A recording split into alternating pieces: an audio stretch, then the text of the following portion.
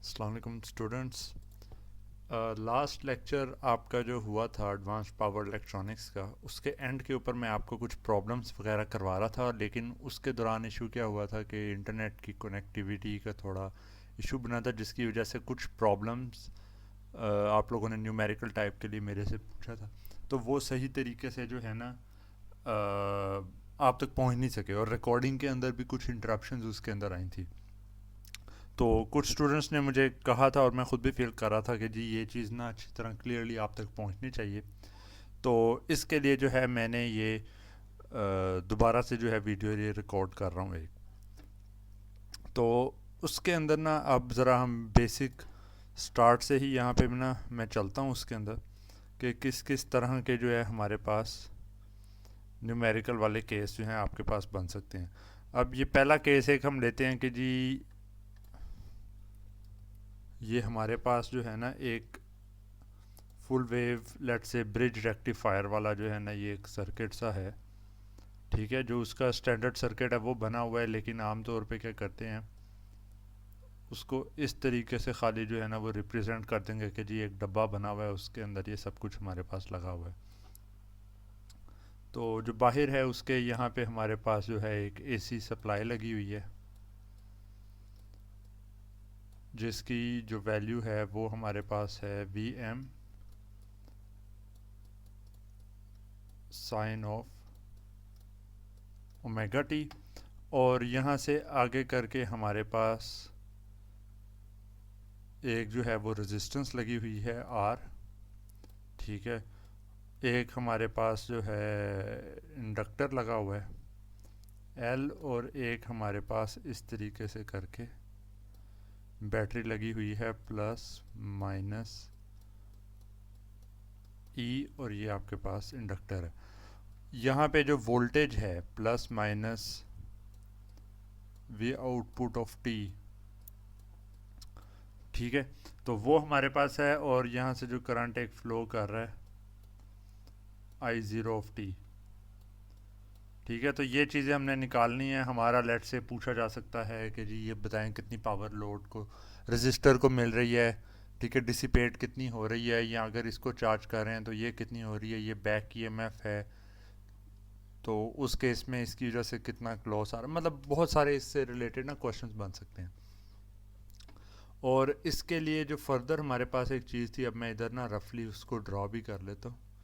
ये हमारे पास हो जाएगा जो चार्ट एक बना हुआ था, जिसके अंदर ये साइड हमारे पास थीटा की है, ये पॉइंट हमारे पास ज़ीरो है, और ये वाला पॉइंट हमारे पास है पाई बाय टू। ठीक है, और इस साइड के ऊपर एक्स का पैरामीटर है, जो कि यहाँ पे ज़ीरो से स्टार्ट होता है, और इस पॉइंट के ऊपर मेरे ख्याल में 0.8 तक का इस तरह से बना था, और ऐसी करके एक वेव फॉर्म आ रही थी। ठीक है, तो अभी एग्जैक्ट क्या उसकी वैल्यूज़ हैं ये इतनी क्रिटिकल नहीं है, लेकिन इसको इंटरप्रेट कैसे करते हैं वो हमारे लिए ना फ़िलहाल इम्पोर्टेंट है। और लेट से ये सी सी एम है, और ये वाला जो एरिया है ये हमारे पास जो है डी सी एम है, डिसकंटिन्यूस कंडक्शन मोड। ठीक है, तो अब इस चार्ट के ऊपर हमारे पास जो है ना बहुत सारे डिफरेंट किस्म के जो है ना सर्किट्स इसके अंदर आ सकते हैं। तो हमने कुछ वैल्यूज़ के साथ भी सॉल्व किया था कि जी अगर ई की वैल्यू वी एम से ज़्यादा है तो कभी भी ये पूरा का पूरा जो सर्किट है कंडक्ट नहीं करेगा। और आपके पास जो वी आउटपुट है, अगर कोई करंट इधर से फ्लो नहीं कर रहा, तो ये रजिस्टर के अक्रॉस ड्रॉप हमारे पास कितना आ जाएगा, V R of T is equal to I output और आर से मल्टीप्लाई। तो अगर आई आउटपुट आपके पास ज़ीरो है, कोई करंट नहीं फ्लो कर रहा, तो ये ज़ीरो हो जाएगा। ठीक है, और ये जिस भी केस में डी सी एम मॉड के अंदर भी अगर आप आते हैं ना, तो जिस पॉइंट के ऊपर करंट ज़ीरो हो जाता है उस पॉइंट पे यही आउटपुट आएगी इसी तरह से। तो आर हमारे पास ये हो गया, और जो एल के क्रॉस वोल्टेज है तो V is equal to L D I over D T. ठीक है, ऐसे होता है। तो अगर करंट ज़ीरो है और चेंज नहीं कर रहा, तो उसके क्रॉस वोल्टेज भी जो है वो भी ज़ीरो हो जाएगी। ठीक है, क्योंकि ज़ीरो से ज़ीरो के ऊपर जो है कोई चेंज नहीं आ रही, तो करंट भी ज़ीरो, वोल्टेज भी ज़ीरो। इसका मतलब है अगर दोनों के क्रॉस वोल्टेज नहीं है, ये वी एल ऑफ टी है, तो हमारे पास टोटल जो है ये आउटपुट क्या आएगी, we output of T, KVL हम लगाते हैं, इसके क्रॉस हमारे पास आ गया जनाब वी आर, इसके क्रॉस हमारे पास आ गया वी एल, और इसके क्रॉस पहले ही ई है जो कि लिखा हुआ था, अब मैं लेकिन नीचे मैंने थोड़ा और क्लियर करके उसको लिख दिया। तो हमारे पास जो है ये पहली टर्म भी ज़ीरो हो गई, ये बराबर होता है V R of T plus V L of T plus E. ठीक है, तो अगर ये पहली दो टर्म्स आपके पास ज़ीरो हो जाती हैं तो आउटपुट वोल्टेज ई के बराबर हो जाएगी, V output of T is equal to E if I zero of T is equal to zero. अगर करंट इसमें से किसी भी पॉइंट पे ज़ीरो होगा, डीसीएम में जाने की वजह से हुआ है या कभी कंडक्ट ही नहीं किया, तो उन तमाम केसेस के अंदर जो है आपके पास आउटपुट वोल्टेज ई के बराबर हो जाएगी। ठीक है, तो ये वाला जो है ना पोर्शन, ये तो सॉल्व करके सब कुछ जो है वो लास्ट टाइम आप लोगों को उसका बता दिया गया था। तो अब हमारे पास क्या चीज़ है कि लेट से यहाँ पे सॉल्व कर रहे हैं और मैं कहता हूँ कि हमारे पास जो है ये इंडक्टर यहाँ पे नहीं लगा हुआ।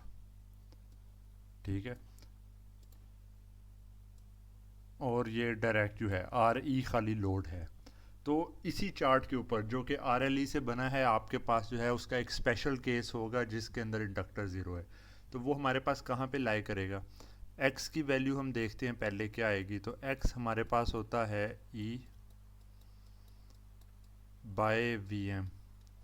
अब इधर वैल्यूज़ इनकी कुछ प्लेस कर लेते हैं। लेट से ई की वैल्यू है 50 वोल्ट, ये हमने उस वक़्त कुछ वैल्यूज़ चूज़ की थी। वी एम की वैल्यू जो है वो हमारे पास आ जाती है 100 वोल्ट। उसके बाद आर की वैल्यू मेरे ख़्याल में 5 ओहम रखी थी हमने, 5 ओहम है।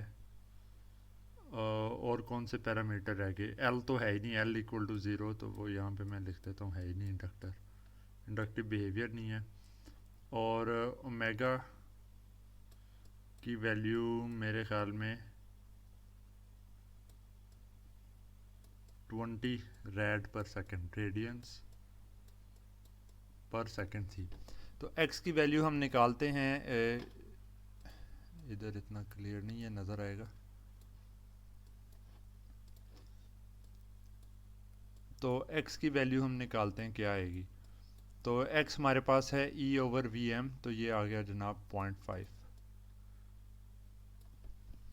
ठीक है, 0.5 जो वैल्यू है वो आपके पास x की आ गई। उसके बाद हमने क्या करना है, उसके बाद हम x 0.5 है तो इसका मतलब है ये जी कोई इधर 0.5 के ऊपर ना ये पूरी लाइन आ रही है। तो ये तमाम वैल्यूज़ जो है ना x की पॉसिबल हैं, लेकिन इसमें पिन पॉइंट एग्जैक्ट सोल्यूशन करने के लिए हमें थीटा की भी वैल्यू चाहिए। थीटा की वैल्यू निकालते हैं। थीटा हमारे पास होता है tangent inverse, tangent tangent inverse omega, एक तो ये लिखना बड़ा एक मसला है, ओवर आर। तो क्योंकि हमारे पास जो है ओमेगा की वैल्यू तो है पर एल ज़ीरो है, तो ये हमारे पास ज़ीरो के बराबर आ जाएगा। टेंजेंट इनवर्स ज़ीरो जो है वो ज़ीरो होता है, तो ज़ीरो, तो मतलब कि हमारे पास इस पॉइंट के ऊपर हम एग्जिस्ट करते हैं जहाँ पे एक्स की वैल्यू 0.5 है और थीटा ज़ीरो है। तो हमें पता चल गया, अभी सर्किट कुछ भी सॉल्व नहीं किया हमने, तो हमें पता चल गया कि जी हम जो है ना डीसीएम मोड के अंदर है। अब आगे लेट से हमसे पूछा जाता है कि इस केस के बाद हम जी करंट की इक्वेशन निकालें और वोल्टेज की इक्वेशन निकालें। ठीक है, तो इस पर्टिकुलर केस में जब हमने ये करना है तो अब हमें पता है कि जी आई ज़ीरो ऑफ टी जो है अच्छा, ये मैं ना इन थीटा और इनकी वैल्यूज़ किसी और कलर में इधर लिख देता हूँ, ब्लू में करके। तो हमारे पास आ गया जनाब x इज़ इक्वल टू 0.5 है और थीटा इज़ इक्वल टू 0 है। तो ये चीज़ दोबारा नहीं मतलब कि हमें लिखनी पड़ेगी। I0 की फिर वैल्यू मैं थोड़ी ऊपर करके लिख सकता हूँ। अच्छा, अब I0 ऑफ t हमारे पास क्या आएगा?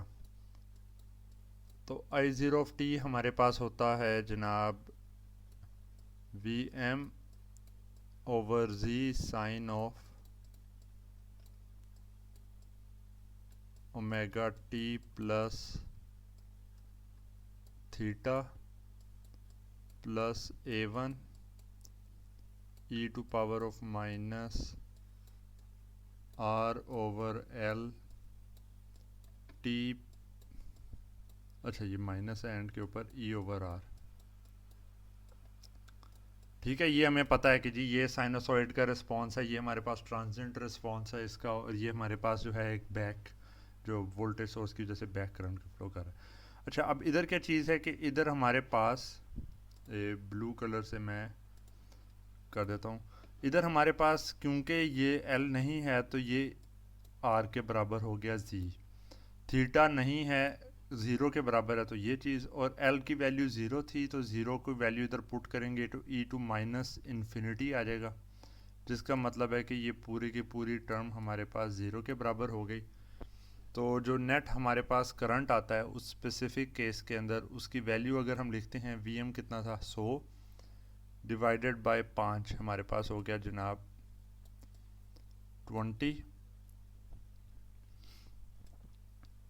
20 sine of 20t 20t minus ई था 50/5 -10। ठीक है, तो इतने एम्पेयर ये आपके पास इसका रिलेशन आ गया। अच्छा, लेकिन है कि ये इतना रिलेशन वैलिड कब तक आपके पास रहेगा? तो आपको पता है कि इसने वैलिड रहना है करंट की वैल्यू ग्रेटर देन ज़ीरो के ऊपर। तो आप एक तो तरीका हो सकता है कि जी बहुत कॉम्प्लेक्स आप निकालें कि जी इसमें अल्फ़ा और बीटा और वो चीज़ें क्या होंगी। दूसरा आप क्या कर सकते हैं कि इसको सिंपली ज़ीरो के बराबर प्लेस करके निकालें किन वैल्यूज़ पे होगा। तो अगर ये ज़ीरो के बराबर होता है तो आपके पास ये चीज़ आ जाती है जनाब 20 साइन ऑफ 20t जो है ये अब आपके पास जो है वेरिएबल किसी के बराबर होगा। इसको कोई नाम हम दे देते हैं अपनी तरफ से, मैं साइन नाम दे देता हूँ, ये एप्सिलॉन का मैंने कर दिया, -10 इज इक्वल टू ये। अच्छा, ये चीज़ें हैं कि मैं ये इस तरीके से कर रहा हूँ कि ये एक ज़्यादा क्विक मेथड है, वरना एक्चुअली और भी तरीके से लॉजिकली आपको पता हो तो आप उसको एवेल्यूएट कर सकते हैं, पर ये मैं क्विकली ये साइन निकालना है मैंने कि किसके बराबर आता है, कि किस पॉइंट के ऊपर ये जो करंट की कर्व में ज़ीरो आ रहा होगा। ग्राफिकली ये ड्रा करना चाहें तो आप ज़्यादा इजीली कर सकते हैं, ये मैं मैथमेटिकली आ रहा हूँ इसी एंगल पे। तो ये जनाब बन जाता है हमारे पास कि साइन इनवर्स 10 इधर गया, ये हो जाएगा 0.5 इज इक्वल टू साई। तो अब यहाँ पे हम जो है ये कैलकुलेटर मेरे पास एक है, इसको मैं मोड के अंदर जाके कर देता हूँ, मोड में नहीं जाना, शिफ्ट करके सेटअप के अंदर इसको 4 पे रेडियंस पे मैं ले गया। ठीक है, रेडियंस पे लेके जाके मैं इसमें करता हूँ शिफ्ट साइन इनवर्स और मैं लिख देता हूँ 0.5। कैलकुलेटर के बगैर ऑफ कोर्स ये चीज़ नहीं हो सकती। तो ये मेरे पास आ जाता है π/6, साई की वैल्यू आ गई π/6। अब हमें पता है कि ये जो रिलेशन हमने लगाया था ये हमारे पास वैलिड था ओमेगा टी के ऊपर, जो कि हमारे पास पाई से लेके ज़ीरो से जो है ना ये पाई के जो है बीच में इसकी वैल्यू आनी थी। तो ये π/6 आया, लेकिन हमें साइन की वेव फॉर्म का पता है कि जी अब ये साइन में से हमने 10 सब्ट्रैक्ट एक तरह का किया हुआ है, तो ये साइन की वेव फॉर्म के अंदर सिर्फ और सिर्फ इस पॉइंट पे नहीं आएगा जो कि हमारे पास है आई डोंट नो π/6, बल्कि साइन के केस में एक और पॉइंट के ऊपर भी ये ज़ीरो पे पहुंचेगा। तो ये दूसरा पॉइंट भी जो है वो इसी के हिसाब से ड्रॉ करते हुए ना हम निकाल सकते हैं कि जी ये क्योंकि π/2 के ऊपर जो है सेंटर्ड है, ज़ीरो से लेके पाई तक ये वेवफॉर्म जा रही है। ठीक है, तो जितना ये सिमेट्रिक π/2 के अराउंड जो है ना साइन सिमेट्रिक होता है, तो अगर इधर से इतना डिस्टेंस बैक के ऊपर जा रहा है तो इतना ही डिस्टेंस अगली साइड के ऊपर भी ये एग्जिस्ट करेगा और वहाँ पे जाके ये ज़ीरो के बराबर होगा। ठीक है, ये ग्राफिकली इसमें भी हमें ग्राफिकली आना ही पड़ा है, क्योंकि ग्राफिकली के बगैर जो है ना आप इसको करेंगे वो इतनी समझ नहीं आपको आएगी। तो ये हमारे पास क्या बनता है जनाब के 1/2 के अंदर से ये 0.5 था रेडियंस के अंदर पाई से मल्टीप्लाई किया हुआ, 0.5 में से आपने सब्ट्रैक्ट किया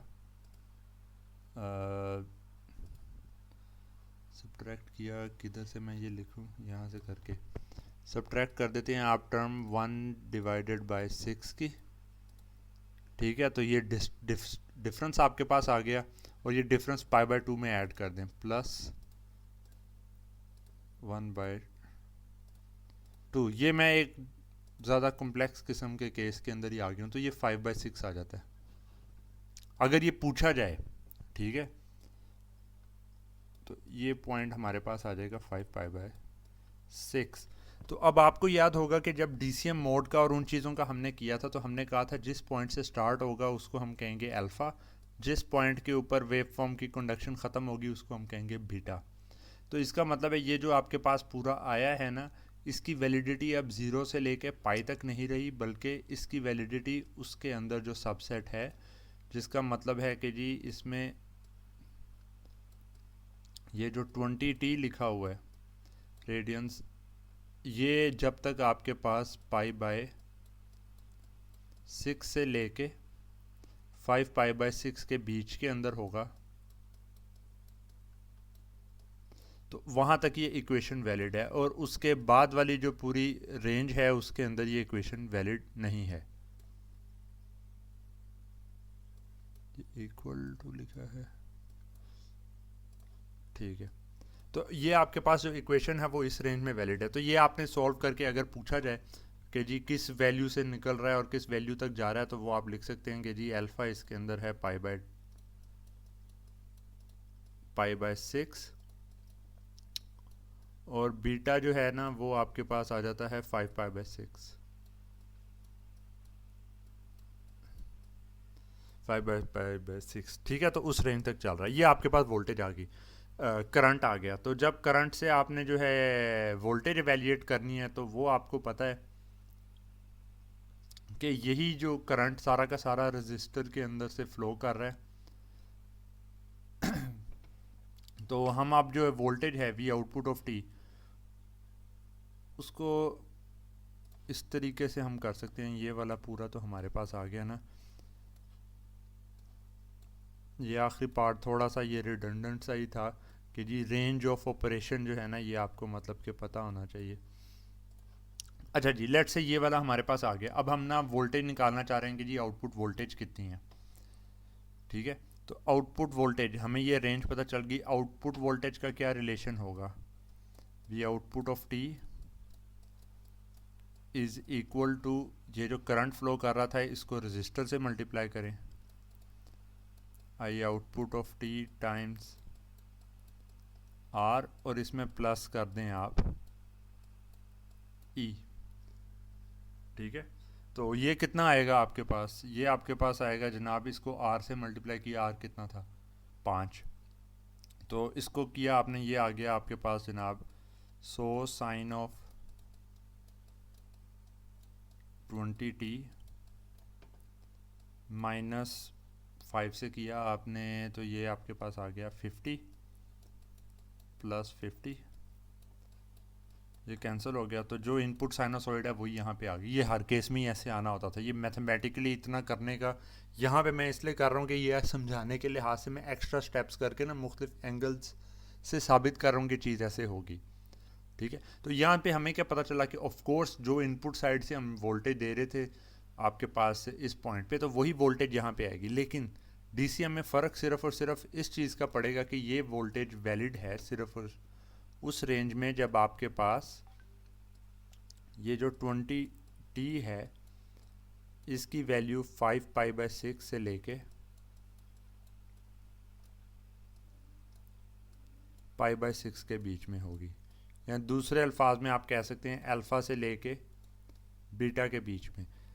तो आम तौर पे आपके पास सीसीएम के केस में जो है वो 0 से पाई तक रेंज होती थी, लेकिन डीसीएम के अंदर उसका सबसेट एक रीजन होगा जहाँ पे ये सब कुछ वैलिड रहेगा और उसके अलावा आपके पास नहीं रहना। तो ये दो हमारे पास ना इस तरीके से ये रिलेशंस आ गए थे, वोल्टेज का आ गया था, करंट का आ गया था। अच्छा, अब कोई बंदा है कि वो कहता है कि जी इसको ज़रा आप स्केच करें। ठीक है, तो अब स्केच करने के केस में हम क्या करते हैं जी, यहाँ पे स्केच कर देते हैं इसको। ये हमारे पास एक एक्सिस है, ये दूसरा एक्सिस है। ऊपर वाली जो साइड है इधर हम जो है वोल्टेज लेट से बना देते हैं, नीचे वाले के ऊपर हम करंट का कर देंगे। तो अब यहाँ पे रेड वाला जो है इसके थ्रू हम बना लेते हैं। तो लेट से ये ऊपर जो है हमने बताना है वोल्टेज, ये इधर से ऊपर को जा रहा है। तो हमारे पास जो पीक आमतौर पे आनी थी वीएम वो 100 वोल्ट्स की होनी थी, तो अब भी वो जो है ना 100 वोल्ट्स की होगी। ये पिछला करंट का रिलेशन भी मुझे सब्ट्रैक्ट करके जगह बनानी होगी ताकि मैं ना अच्छे तरीके से स्केच कर सकूं। ठीक है, तो ये वाला पॉइंट लेट से हमारे पास है 100 वोल्ट, ये वाला पॉइंट हमारे पास है 50 वोल्ट, जिसको हम कह सकते हैं दूसरे अल्फाज में ये ई है कि बैटरी की कितनी वोल्टेज है, ये हमारे पास है वीएम है। और यहाँ पे जो है I0 जो है ये मैं दूसरी तरफ को स्केच कर लेता हूँ। ठीक है, ये V आउटपुट ऑफ टी है और नीचे जो है करंट ऑफ टी है। दोनों साइड्स पे, इस साइड मैं ऐसे करता हूँ इसको, बल्कि ओमेगा टी लिख देता हूँ, स्केच करना आसान हो जाएगा। इसको मैं कर देता हूँ जनाब 20 टी, इस तरफ को जा रहा है 20 टी। तो 20 क्योंकि ओमेगा के बराबर है, 20 टी डिग्रीज में बता रहा है मुझे वैल्यू, तो ये एक तरह से ना आसान हो जाता है डिग्रीज के अंदर इसको लिखना। तो अब मैं क्या करता हूँ कि जी अच्छा ये मेरे पास पॉइंट आ गया पाई। ठीक है, तो नीचे भी ये वही पॉइंट पाई के बराबर है। ये सेंटर के अंदर आ गया जनाब π/2 आ गया। करंट में मैक्सिमम करंट हमारे पास जनाब वो था 20 sine of pi T 20t 20 - 10 करके जो मैक्सिमम उसका आ सकता था ना, 10 कंटिन्यूसली हो रहा है, तो वो हमारे पास आ सकता है 10 एम्पेयर मैक्सिमम। तो अब हम क्या करेंगे, यहाँ पे हमें लेकिन पता है जो कंडक्शन है ना वो स्टार्ट होनी है π/6 से 5π/6 के ऊपर। तो जब तक कंडक्शन नहीं हो रही है करंट ज़ीरो होगा। तो इस पॉइंट से पहले जब कंडक्शन नहीं हो रही करंट हमारे पास ज़ीरो है। जब इस पॉइंट के ऊपर कंडक्शन ख़त्म हुई है तो करंट ज़ीरो होगा।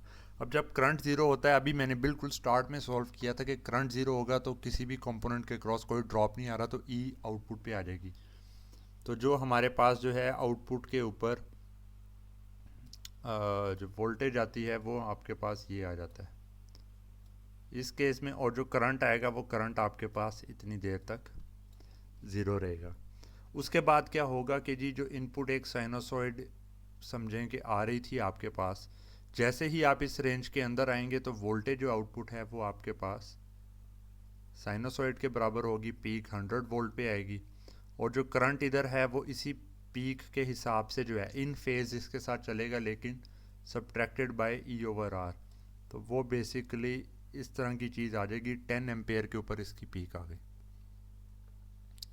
और ये जो है इसके बाद कुछ देर के बाद जाके जो है ये इसी तरीके से वोल्टेज आगे जो है जाती रहेगी और इसी तरीके से ये करंट रिपीट होके जो है ना आपके पास आएगा। तो ये डीसीएम के केस में जो है करंट की वेव फॉर्म है, और ये डीसीएम के केस में जो है वोल्टेज की वेव फॉर्म है।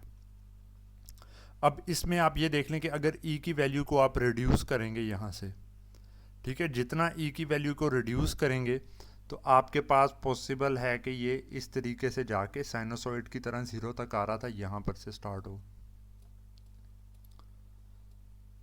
ठीक है, और यहाँ से इस तरह करके मतलब चल रहा होगा, और जो ये करंट की वेवफॉर्म है ये उतनी ही पीक के जो है वो करीब आ रही होगी। तो ये मैं वो केस बता रहा हूँ कि अगर आप जो है ई की वैल्यू को रिड्यूस करते रहेंगे, मतलब एक्स की वैल्यू को कम करते जाएंगे टिल एक्स की वैल्यू यहाँ से रिड्यूस करके ज़ीरो पे लेके आएंगे, तो उस केस में जो है ये बिल्कुल ज़ीरो का मतलब है कि इधर ये नहीं लगा, तो करंट और वोल्टेज जो है ना वो आपके पास कम्प्लीटली इन फेज आ जाएंगे, ठीक है, ये वाला हिस्सा। और ये जैसे एक स्टैंडर्ड हमारे पास जो है फुल वेव ब्रिज रेक्टिफायर में रेजिस्टिव लोड के साथ केस आता है, तो वो केस बन जाएगा। फिर जैसे आप इसके अंदर इंडक्टिव कंपोनेंट लगा के इस साइड पे मूव करेंगे तो आपके पास करंट एक तो जो है ना वो बिल्कुल इन फेज की बजाय शिफ्ट होता रहेगा, ठीक है। पहले वोल्टेज बढ़ेगी, पॉजिटिव होगी तो करंट ने फ्लो करना है, तो करंट जो है ना ये मतलब इस पॉइंट की बजाय ना ये थोड़ा सा आगे को शिफ्ट होके मूव करने लग जाएगा। स्टार्ट हमेशा इसी पॉइंट से होगा जो भी ई का पॉइंट है, और वहाँ से करके थोड़ी देर के बाद ही जाके बंद होगा। तो ये चीज़ें मतलब कि सब कुछ इसमें आ सकता है, लेकिन यहाँ से बिहेवियर आप हमेशा चेक कर सकते हैं। अच्छा जी, ये सारा कुछ हो गया। अभी हम स्टैंडर्ड केस के ऊपर दोबारा पहुँचते हैं जो हमने अभी स्टार्ट में लिया था। ये तो हो गया जी वेवफॉर्म कैसे इसकी ड्रॉ हो सकती है।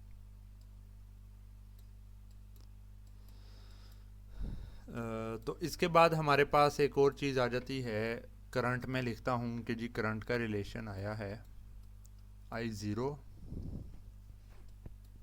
Of t is equal to 20 sine of 20t minus 10, ठीक है, एम्पेयर। तो अब आपको मैंने 10 जगहों पे पहले वैसे दिखा चुका हुआ हूँ कि कैसे डीसी वैल्यू और आरएमएस और ये सब कुछ जो है ना एवेल्यूएट कर सकते हैं किसी भी सिग्नल का, ठीक है। तो इस केस के अंदर भी हम जो है ना इस तरह की चीज़ को ना चेक कर सकते हैं कि ना क्या हमारे पास जो है ना उसकी वैल्यू आएगी। इसको थोड़ा सा इधर से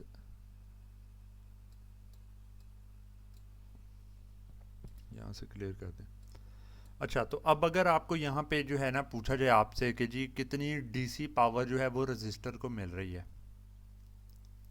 ठीक है, कि डीसी पावर जो है वो रजिस्टर को कितनी मिल रही है, या एक चीज़ हो सकती है कि जी एक जो ज़रा कॉम्प्लेक्स है निकालने में, वो है कि जी टोटल लोड जो है we output of T times I output of T, आपके पास टोटल कितनी पावर जो है ना वो ट्रांसमिट हो रही है आउटपुट साइड के ऊपर ना, डीसी कितनी है, एसी कितनी है, तो आप ना आरएमएस निकाल लें। तो इस तरह की भी चीज़ें मतलब कि हो सकती हैं, लेकिन वो रिलेटिवली कॉम्प्लेक्स हैं। एक जो आसान चीज़ है निकालने को वो ये है रजिस्टर के अक्रॉस बताएं जी कि कितनी पावर जो है ना वो आपके पास ट्रांसमिट हो रही है।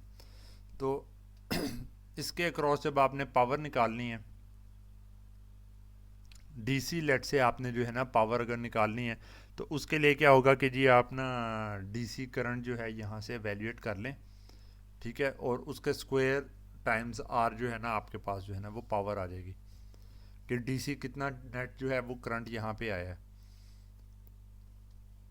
तो यह आपसे पूछा जाए डायरेक्ट कि जी डीसी जो है करंट कितना है, तो डीसी करंट आपने निकालना है आई डीसी आई आउटपुट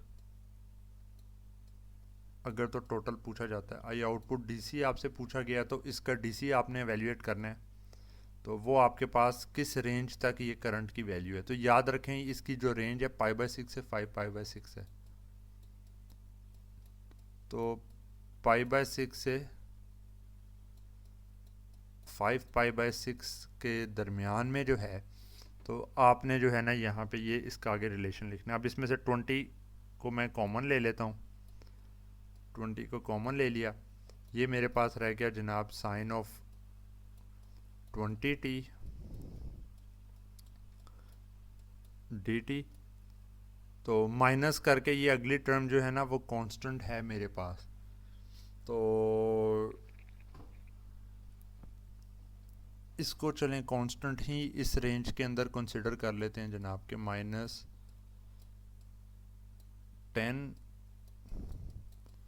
π/6 से 5π/6 हो गया, dt आपके पास आ गया। और याद रखें कि एवरेज के लिए ओवरऑल आपने जो है ना इस पूरी टर्म को डिवाइड करना है टाइम ड्यूरेशन से। अब क्योंकि ये बेशक बीच में ज़ीरो आ रहा था, लेकिन ये पाई के ऊपर जो है ना एवरेज आपने करना है, तो इसको पूरे को आपको सॉल्व करना होगा जनाब। तो ये हमारे पास क्या चीज़ आ जाएगी, इधर तो -10t 5π/6 -π/6, तो ये हमारे पास आ जाता है बीच में कितना का आ जाएगा 4/6। तो ये मैं इसको पूरे को इंटीग्रेट करके पाई से डिवाइड करके ना डायरेक्ट वैल्यू इसकी लिख रहा हूँ, माइनस ये हो जाएगा 10 टाइम्स 5π/6 -π/6 आपके पास हो जाता है 4π/6, उसको पाई से डिवाइड किया तो 4/6 2/3। ठीक है, ये पूरी इस चीज़ को मैंने यहाँ पे कर दिया। जो ये है -20 वाला है। अब साइन का आपके पास है, कोसाइन के अंदर होता है जी माइनस में 20, माइनस साइन इंटीग्रेशन के अंदर जो आपके पास बाहर आएगा, और इसका ये 20 वाली टर्म जो है वो भी नीचे हमारे पास आ जाएगी, और ये फिर बन जाएगा हमारे पास कोस ऑफ 20t। ओहो ओहो ओहो, इसके अंदर मैं इसको थीटा के तौर पे कर रहा हूँ, ये ना 20t को इकट्ठे मिला के ये वेरिएबल है मेरे पास, इस चीज़ का ख्याल रखना है। इसको मैं क्या कह दूँ, लेमडा कह देता हूँ, ठीक है।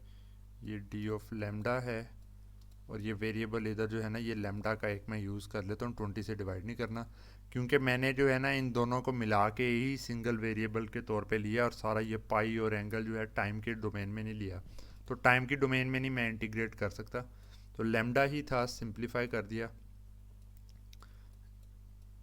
कोस ऑफ लेमडा है, और इसको हमने करना है जनाब 5π/6 से लेके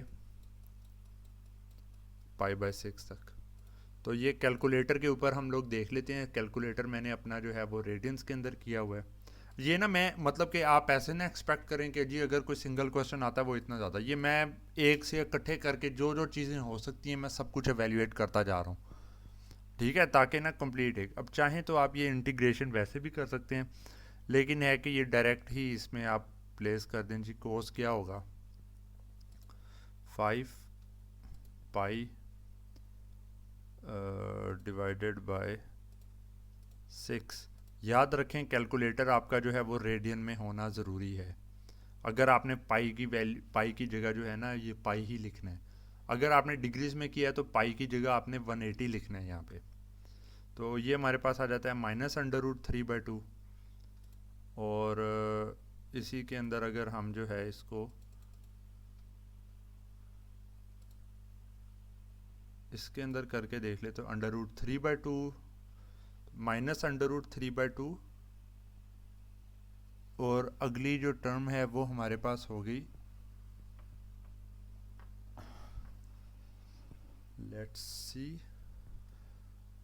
-√3/2 -√3/2, तो ये -√3 बन जाता है टोटल, ये जो है ना इसकी इंटीग्रेशन। तो √3 हमारे पास होता है जनाब 1.73 के इसको मल्टीप्लाई हम कर देते हैं -20 से। ठीक है, ये चीज़ आ गई। इसमें से हमने क्या करना था जी, सब्ट्रैक्ट करना है 10 इंटू 2 डिवाइडेड बाय 3। सारा करके आ गया जनाब हमारे पास। अच्छा, वो माइनस साइन इधर प्लस में भी कन्वर्ट होना था ना, वो ओवरऑल माइनस था, इसको माइनस से मैंने ऐसे कर दिया। √3 जो है ना वो नेगेटिव साइन से था, तो इस माइनस से होके उसने नेट ना पॉजिटिव हो जाना था। ठीक है, तो ये हमारे पास ये बनता है 34, ये वाला पोर्शन हो गया -10 टाइम्स 2 डिवाइडेड बाय 3। ओहो, दोबारा कर दिया, क्या कर रहा हूँ मैं। √3 टाइम्स 20 माइनस 20 डिवाइडेड बाय 3, ये आ गया। इसको स्टैंडर्ड में देखें 27.97 एम्पेयर। तो जो टोटल आप जो है ना डीसी जो करंट इधर दे रहे हैं वो है 29.97 एम्पेयर। तकरीबन 30 एम्पेयर का जो करंट है ना वो आप जो है ना डीसी करंट इधर से फ्लो कर रहा है। ठीक है, अब आगे अगर कोई पूछ ले कि जनाब आप बताएं कि टोटल जो है आपके पास बैटरी को कितनी पावर जो है वो सप्लाई की जा रही है, तो टोटल जो बैटरी को पावर हम लोग सप्लाई कर रहे हैं, तो उस केस में जी मैं कहता हूँ कि यहाँ पे पीई कितना है। लेट से ये बैटरी है जिसको हमने चार्ज करने के लिए ही पूरा सिस्टम लगाया था, तो अब चार्जिंग हो रही है पूरे एक साइकिल के अंदर। हम पर साइकिल जो है वो कितनी, मतलब कि जो है वो पावर हमारे पास जो है एवरेज आ रही है, तो उस केस के अंदर हमारे पास जो है ना एवरेज पावर जो एब्जॉर्ब ये कर रहा है, ठीक है, वो हमारे पास क्या आएगी जी, ये डीसी करंट है, ये कांस्टेंट वैल्यू थी, तो ई से इसको मल्टीप्लाई कर देंगे। ई हमारे पास है 50 टाइम्स 29.97, आई होप 47 नहीं होगा। तो ये हमारे पास क्या आ जाता है, कैलकुलेटर पे दोबारा आए। अच्छा, 27.97 है, इसको भी करेक्ट कर लें।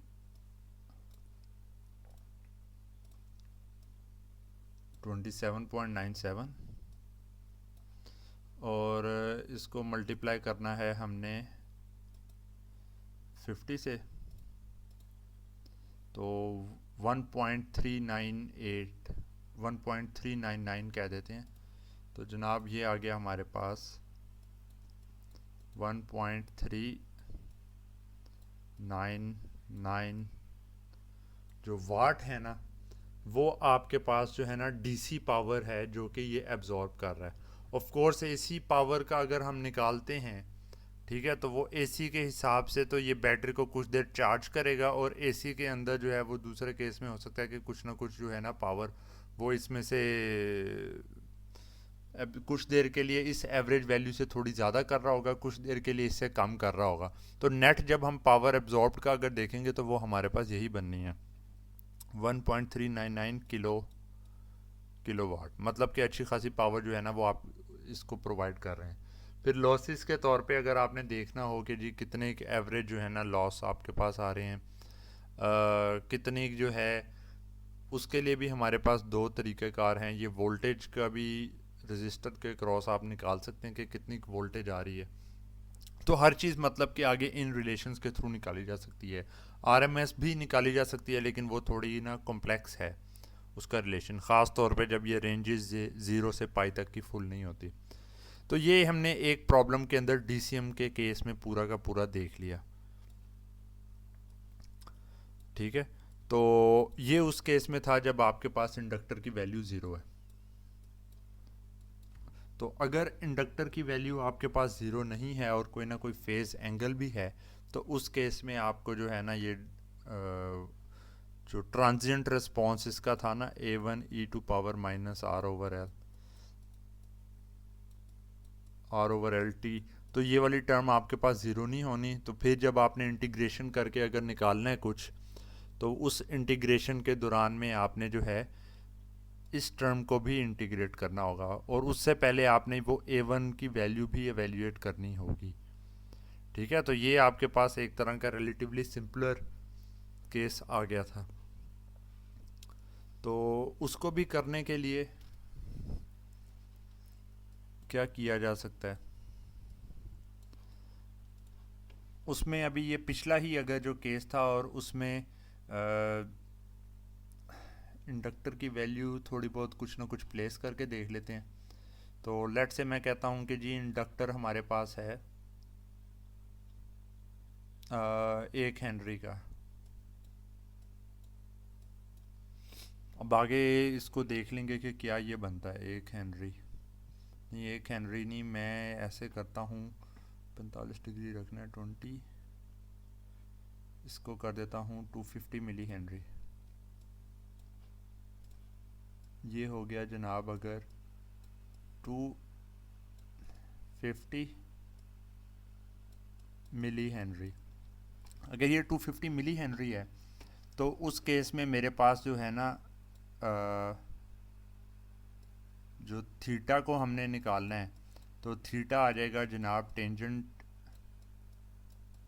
Inverse omega L over R. Omega L 20 को मल्टीप्लाई करें 0.25 से, ठीक है, तो ये हमारे पास आ जाता है जनाब 5 डिवाइडेड बाय आर, वो भी 5 है, तो ये हमारे पास आ गया टेंजेंट इनवर्स 1 जो कि हो गया π/4।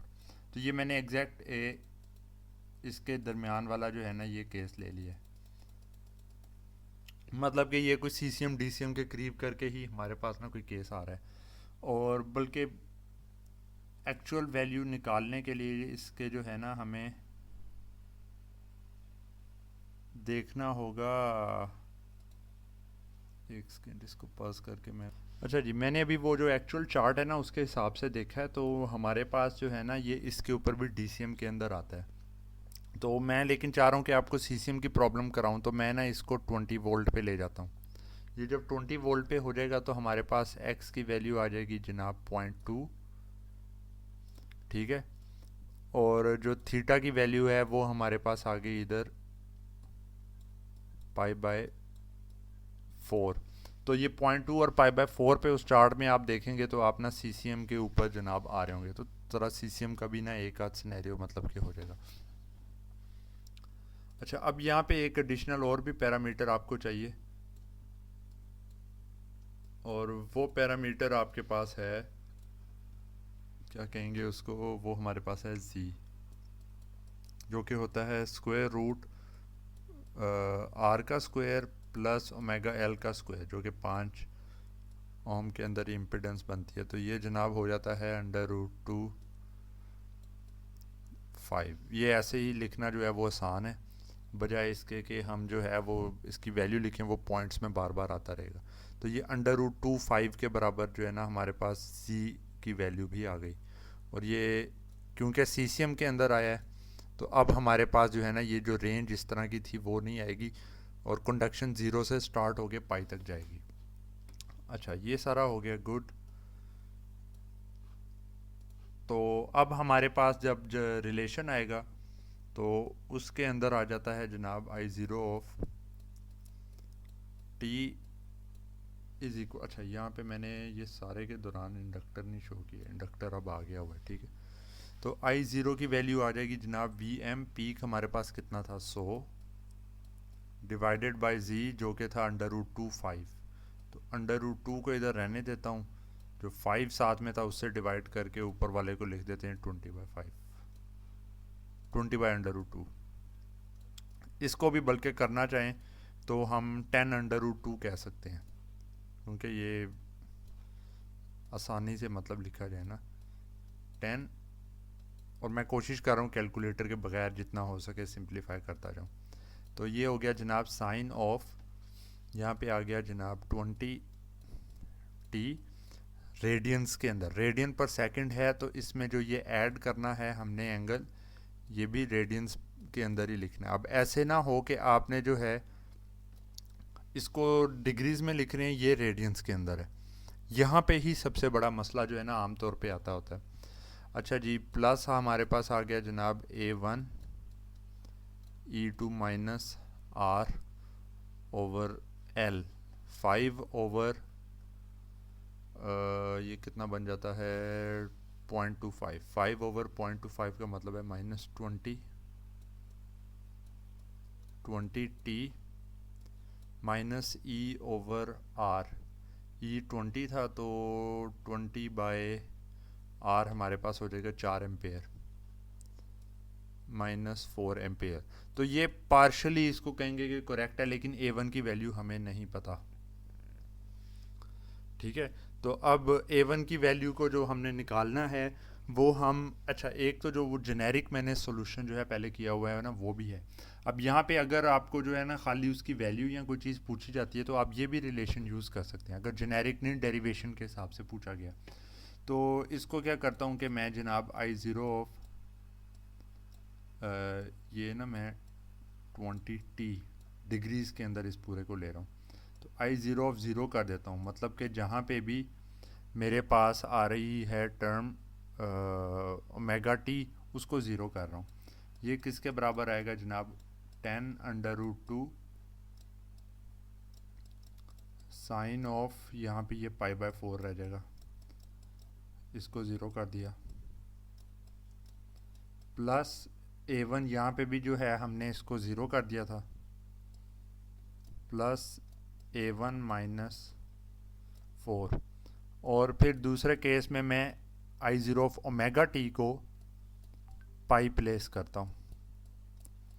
ठीक है, अच्छा अब इसी में जब ये हम करेंगे तो ये मेरे पास आ जाएगा जनाब 10√2 साइन ऑफ पाई प्लस π/4।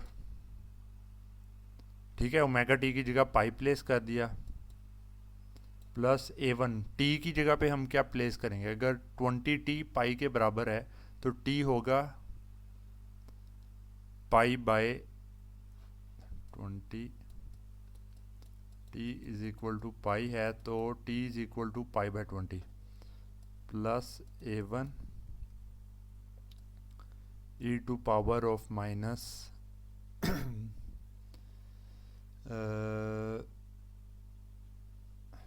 20 था, और t की जगह पे हमने प्लेस कर दिया जनाब π/20 e to power of minus, ये यहाँ से ये कैंसिल हो गया -4, तो e to the power of minus pi आ गया -4, और इस तरह करके। अब हमें पता है कि जी क्योंकि CCM मोड है तो उसमें ये दोनों टर्म्स बराबर होंगी, तो इन दोनों को मतलब राइट हैंड और लेफ्ट हैंड समझ के हम कैंसिल कर सकते हैं वो हिस्सा जो कि ये वाली चीज़ इधर से कैंसिल हो जाएगी, एंड दैट्स मोर और लेस इट। तो इनको कैंसिल करने के बाद आप आगे क्या करते हैं जी, ये मैं बेसिकली वही जो डेरिवेशन था ना लेकिन वैल्यूज़ के साथ कर रहा हूँ। और अच्छा फिर क्या करते हैं जी, A1 की टर्म हम यहाँ पे रखते हैं, ये वाली टर्म उधर ले जाते हैं, तो ये हो जाएगा जनाब A1 1 minus E2 minus pi is equal to, ये वाली टर्म इधर ही रहेगी 10√2, और आगे जनाब आ जाता है sine of pi plus π/4 minus sine of π/4। ठीक है, तो ये पाई प्लस π/4 और साइन ऑफ π/4 जो है ना इन दोनों के हिसाब से मतलब कि क्या हमारे पास चीज़ आती है, तो ये पाई साइन के केस के अंदर जो है, अच्छा और क्या चीज़ है ये वाला जो है माइनस साइन ऑफ, इसको बल्कि लिख ही देते हैं, sine of pi plus pi by 4, और दूसरी टर्म हो जाएगी minus sine of pi by 4। ठीक है, तो इधर तो ये एक्चुअली नंबर्स ही आ जाते हैं, हमें कोई इतना लंबा चौड़ा आगे करने की ज़रूरत नहीं है, ये भी एक नंबर ही है और सारी चीज़ें नंबर हैं, तो a1 की वैल्यू एक नंबर के तौर पे आ जाएगी। तो ये पूरी कैलकुलेशंस अगर हम करते हैं, ठीक है, तो ये लेट से इधर शुरू कर देते हैं हम। तो ओहो, sine of pi plus pi by 4, 4 हो गया 5 pi by 4, 5 pi divided by 4, ये आ गया। इसमें से कर देना है माइनस साइन का गया, साइन ऑफ शिफ्ट यहाँ पे किया pi divided by 4 minus under root 2 आ गया। इसको मल्टीप्लाई किया जनाब 10 अंडर रूट 2 से, इसको मल्टीप्लाई किया आपने अंडर रूट 2 से, और फिर इसको मल्टीप्लाई किया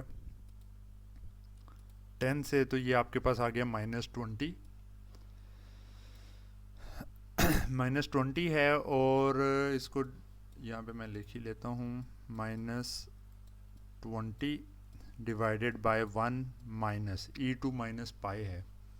ठीक है जी, अब यहाँ पे हम देखते हैं कि जी e2 पावर माइनस पाई क्या होगा। तो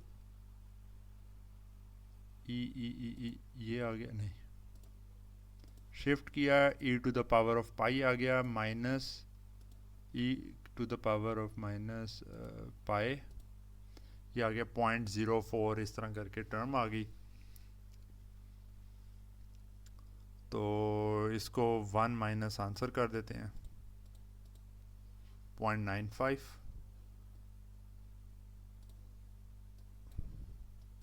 ये बन जाता है 0.957, 0.957। इसका हम ले लेते हैं जनाब इन्वर्स, मल्टीप्लाई करते हैं इसको इंटू -20, रिज़ल्ट आ गया -20.9, -20.9, और -20.9 क्या है, वो है A1, और यूनिट क्या है -20.9 का, एम्पेयर। ठीक है, तो ये आपके पास क्या चीज़ आ जाएगी कि ये जो ओरिजिनली रिलेशन इधर आप लिख रहे थे, ठीक है, जो ये नीचे वाला सारा भूल के A1 की आपने एक वैल्यू, एक नंबर आएगा -20.9, अब ये नंबर आप इधर प्लेस कर दें, यहाँ पे आ जाएगा जनाब -20.9, और ये 10 अंडर रूट 2 को भी अगर हम देख लें,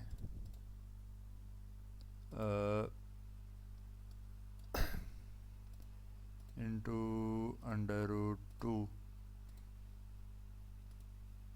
और 10 अंडर रूट 2, 14.14, ये हमारे पास हो जाएगा जनाब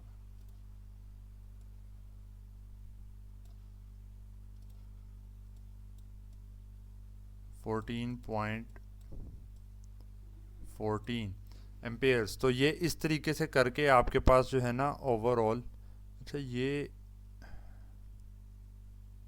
करेक्ट है, माइनस के अंदर आ जाता है और वो 1 माइनस दिस टर्म करके, ठीक है, तो ये आपके पास जो है ओवरऑल करंट का जो है ना ये रिलेशन आपके पास आ जाता है।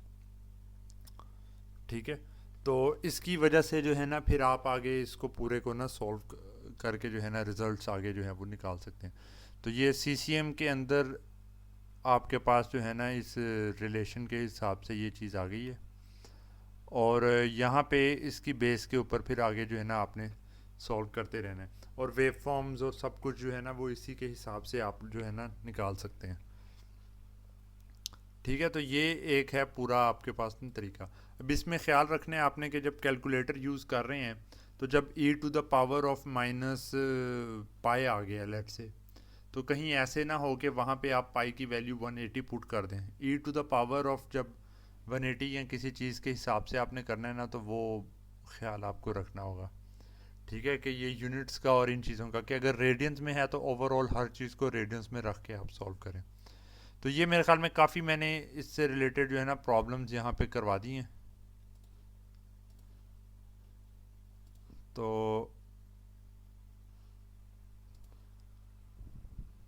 अच्छा, यहाँ पे मैं एक चीज़ बताऊँ। एक मैंने जो ऑब्जर्वेशन अभी देखी थी कि वो साइन जो है ना, ये थीटा को इसमें से सब्ट्रैक्ट करना है, ऐड नहीं। फेस शिफ्टेड जो है ना वो सब्ट्रैक्ट करके आपके पास आना था। तो ये यहाँ पे मैंने जो है ये इसको नेगेटिव साइंस का नहीं डाला था, इसी वजह से मैंने ये मेन इक्वेशन में देखा कि ये टर्म नेगेटिव नहीं होनी चाहिए। ठीक है, क्योंकि इसके अंदर अगर आप टाइम t इक्वल टू 0 पे देखें तो ओवरऑल रिजल्ट नेगेटिव आ जाता है, जिसका मतलब है ये इक्वेशन में कुछ गड़बड़ थी। तो वो ये थी कि जी इधर प्लस की बजाय माइनस साइन है मेन रिलेशन में। तो वो माइनस साइंस के साथ जब हम ये करते हैं तो ये sine of pi minus pi by 4 जो है वो आपके पास 1/, आपके पास ये टर्म आ जाती है 1/√2। ठीक है, और ये वाली टर्म आ जाती है -1/√2, जो कि इससे मल्टीप्लाई होकर प्लस हो जाता है। तो 2/√2 के बराबर हो जाता है। ये साइन पॉजिटिव आता है, तो और पॉजिटिव को इससे डिवाइड करके ये चीज़ पॉजिटिव आती है, तो नेट रिज़ल्ट के अंदर ये टर्म हमारे पास पॉजिटिव आ जाती है। ठीक है, तो 20 और इस तरीके से करके, तो इस तरीके से जो है ना ये हमारे पास वैलिड जो है ना ये रिज़ल्ट आ जाता है। तो इसके अंदर हम फर्दर ये भी चीज़ देख सकते हैं कि हमारे पास जो है टाइम t इक्वल टू 0 के ऊपर करंट क्या होगा। तो टाइम t इक्वल टू 0 के ऊपर अगर हम प्लेस करते हैं, ठीक है, तो जो ये वाली चीज़ आती थी हमारे पास 10√2 साइन ऑफ -π/4। तो -π/4 जो है वो जैसे कि इधर हमने देखा था -1/√2 है, तो उससे करके ये वाला हिस्सा जो है -10 एम्पेयर हो गया। ये वाली जो टर्म है ये +20.9 हो गई, और ये -4। तो -10 -4 आपके पास हो जाएगा -14। 20.9 में से 20.9 में से आप -14 कर दें, तो आपके पास जैसे ही ये साइकिल एक जो है वो आपके पास स्टार्ट हो रहा होता है, तो 6.9 एम्पेयर का करंट आपके पास आ जाता है। ठीक है, तो ये खैर ये इतना निकालने की ज़रूरत नहीं है, मेन रिलेशन तक की ही चीज़ होती है। तो हम लेकिन इसमें इस रिलेशन के अंदर t की कोई भी वैल्यू डाल के हम चेक कर सकते हैं उस पॉइंट पे क्या जो है आपके पास करंट की वैल्यू होगी। ऑफ कोर्स ये एक पूरी वेव फॉर्म को रिप्रेजेंट कर रहा है, फंक्शन ऑफ टाइम। तो ये आपने जो है एक CCM का भी रिलेशन देख लिया, जिसमें चेक भी आप बाद में ना वैल्यू कोई ना कोई पुट करके देख सकते हैं। तो यहाँ पे और हमने जो है मल्टीपल केसेस के अंदर भी इसको सॉल्व करके देख लिया। तो ये अब है कि किसी के अगर क्वेश्चंस होंगे तो वो मुझे वैसे व्हाट्सएप या किसी प्लेटफॉर्म के ऊपर कर सकते हैं, तो मैं इसको जो है ना आंसर कर दूंगा उन क्वेश्चंस को, क्योंकि अभी डायरेक्ट तो फिर आगे मिड ही है आपका। तो ठीक है जी, तो इंशाल्लाह होपफुली इसमें आपको चीज़ें क्लियर होंगी। ओके, अल्लाह हाफिज़।